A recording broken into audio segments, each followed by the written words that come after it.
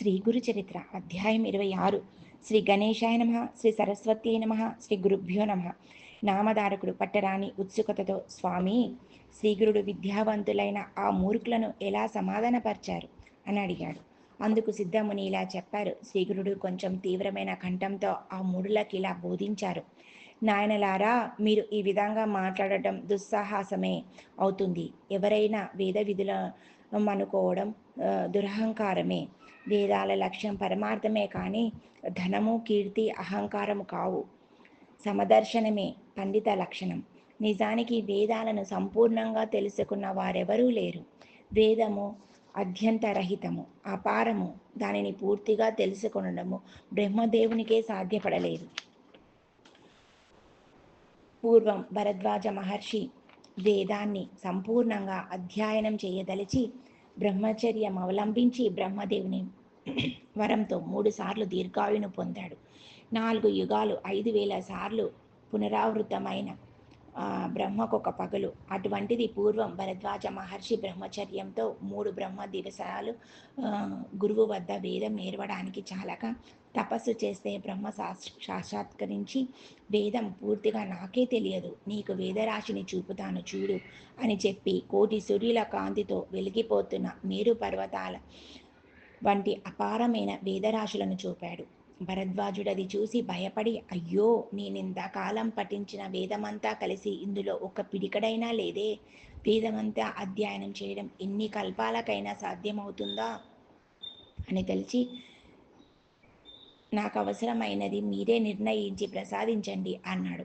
అప్పుడు బ్రహ్మ అనంతమైన ఆ వేదరాశి నుండి 3 పిడికెళ్ళు తీసి అతనికి ప్రసాదించి, ఇదంతా అధ్యయనం చేసేంత వరకు నీవు జీవింతువుగాక అని వరమిచ్చాడు.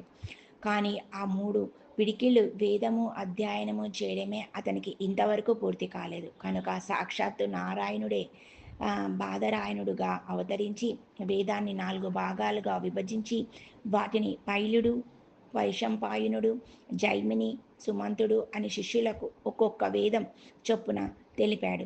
వారు కల్పాంతం వరకు అభ్యసించి కూడా వాటిని పూర్తిగా తెలుసుకోలేకపోయారు. అటువంటప్పుడు అల్పాయుషులమైన మీరు 4 వేదాలను సంపూర్ణంగా అధ్యయనం చేశామనుకోవడం ఎంత తెలివి తక్కువ.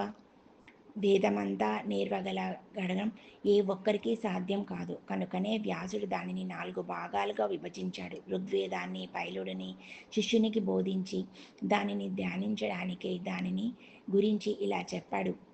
ఋగ్వేదానికి ఉపవేదం ఆయుర్వేదము, ఆత్రేయస గోత్రం, గాయత్రీ చందము. ఋగ్వేదానికి ఆదిదేవత బ్రహ్మ, ఎర్రని వర్ణము, తామర రేకుల వంటి కళ్ళు, సుస్పష్టమైన కంఠము, గిరిజాల జుట్టు, వంక మీసము కలిగి 2 మూరల పొడవైన దేహం కలిగి ఉంటాడు. నీవు ఆ రూపాన్ని ధ్యానించు. దానిలో చర్చకము, శ్రవణీయపారము, క్రమపారము, జట, రథక్రమము, దండక్రమము అనే భాగాలున్నాయి. ఆ క్రమం ప్రకారమే దానిని పారాయణ చెయ్యాలి. ఈ వేదానికి అశ్వాలయాని, సంఖ్యయని, శాకల, భాష్కల, మాండకేయులనే 5 శాఖలున్నాయి. వాటిని ఆనాడు వ్యాసుడు పైలునికి చెప్పాడు. కానీ ఈనాడు వాటిని సంపూర్ణంగా చదివిన వారెవరు? తర్వాత వ్యాస మహర్షి తన 2వ శిష్యుడైన వైశంపాయనునికి యజుర్వేదం చెప్పి దాని లక్షణాలు ఇలా చెప్పారు. యజుర్వేదానికి ఉపవేదము, ధనుర్వేదము, భరద్వాజ గోత్రము, తిష్టుప్ ఛందస్సు. దీనికి రుద్రము ఆదిదేవత. సన్నగా ఉండి చేతిలో కపాలం ధరించి సుమారు 5 మూరల పొడవు ఉన్న తామ్రవర్ణ శరీరం కలిగి ఉంటాడు. దీనికి గల 85 శాఖలలో ఇప్పుడు 18 మాత్రమే మిగిలి ఉన్నాయి. యజుర్వేదము యజ్ఞ విధానాన్ని విశేషించి వివరిస్తుంది. మంత్ర బ్రాహ్మణ సంహిత అనేది దీనికి మూలము. ప్రతి పదము అనుపదము, ఛందస్సు, భాష, ధర్మము, మీమాంస, న్యాయము, తర్కము అనే 8 దీనికి ఉపాంగాలు. శిక్షాకల్పము, వ్యాకరణము, నిరుక్తము, ఛందస్సు, జ్యోతిషము అనే 6 అంగాలు దీనికి ఉన్నాయి. ఇంత విస్తారమైన ఈ ఋగ్వేదాన్ని వైశంపాయనునికి వివరించి చెప్పి వేదవ్యాసుడు 3వ శిష్యుడైన జైమినికి సామవేదాన్ని ఇలా వివరించాడు. దీనికి ఉపవేదము గంధర్వము, విష్ణువు అధిదేవత, జగతి ఛందస్సు, కాశ్యపస గోత్రము. దీని ధ్యేయమూర్తి మెడలో పూలదండం మొదలగునవి, తెల్లని వస్త్రము, చర్మము, దండము ధరించి 6 మూరల పొడవు కలిగి ఉంటాడు. ఆయన శరీర ఛాయ తెలుపు, క్షమము, దమము మొదలైన దైవీ సంపద గలవాడు. సామవేదానికి 1000 శాఖలున్నాయి. ఇటు సామవేదాన్ని పూర్తిగా పఠించిన వారెవరూ లేరు. వ్యాస మహర్షి సుమంతుడనే శిష్యునికి అధర్వణ వేదం చెప్పి దీనికి అస్త్రరూపం, ఉపవేదము, గోత్రము, బైజానకము, ఇంద్రుడు, ఆదిదేవత, తిష్ఠుప్ ఛందస్సు, అధర్వణ, వేదపురుషుడు, తీక్షమైన ఆకారము, నల్లని వర్ణము గల కామరూపుడు, ఏకపత్ని వ్రతుడు, 7 మూరల పొడవు. ఈ వేదానికి 9 శాఖలు, 5 కల్పాలు ఉన్నాయి. పూర్వం అన్ని వేదాలను సాంగోపాంగంగా నేర్వగల యోగ్యత గల వర్ణాశ్రమాచార నిరతులెందరో భరత భూమిలో ఉండేవారు. కనుకనే వేదాలన్నీ నిలవగలిగాయి. ఈ కలియుగంలో బ్రాహ్మణులు కర్మభ్రష్టులవుతున్నారు కనుక ఈ మంత్రాలలో శక్తి లోపిస్తున్నది. పూర్వపు బ్రాహ్మణులలో దేవత్వము, మహత్తు ఉండేవి. అందుకే వారిని భూసురులు అనేవారు. రాజు కూడా వారిని సేవించేవాడు. వారు ఎంత ధనమిస్తామన్నా లెక్క చేయక భోగాల పట్ల నిర్లిప్తులుగా ఉండేవారు. వేదధ్యాయన బలం వలన త్రిమూర్తులు కూడా వారికి ఆధీనులై ఉండేవారు. ఇంద్రాది దేవతలు కూడా వారిని సేవిస్తుండేవారు.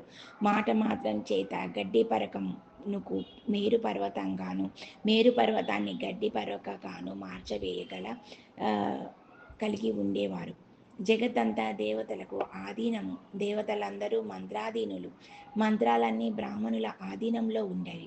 వారిని విష్ణువు కూడా పూజించేవాడు. కానీ ఈ కలియుగంలో బ్రాహ్మణుల ధనాశతో హీనులకు లొంగి మ్లేచ్చుల ఎదుట కూడా వేదం చదువుతున్నారు. అట్టి వారి ముఖమైన చూడకూడదు. అటువంటప్పుడు మీరు వేదవేత్తలమని విర్రవీగుతూ విజులందరినీ ఈ విధంగా అవమానించడం వలన మీకు ఒరిగేదేమిటి? మీకు ఇట్టి దుస్సంకల్పాన్ని ప్రేరేపించినదెవరు? మిమ్మల్ని మీరు పొగుడుకొని జయపత్రాలు పోగు చేసుకోవడమే కాక త్రివిక్రముని కూడా జయపత్రికను ఇవ్వమంటున్నారే. ఇలాంటి దురహంకారంతో లేనిపోని కష్టాలను కొని తెచ్చుకోవద్దు. ఇకనైనా మా మాట విని మీరు వెళ్ళండి అన్నారు. కానీ ఆ మూర్ఖులు తమ పట్టుదల వదలక వాదనమైనా చెయ్యమని లేక జయపత్రికమైనా ఇవ్వమని కోరారు.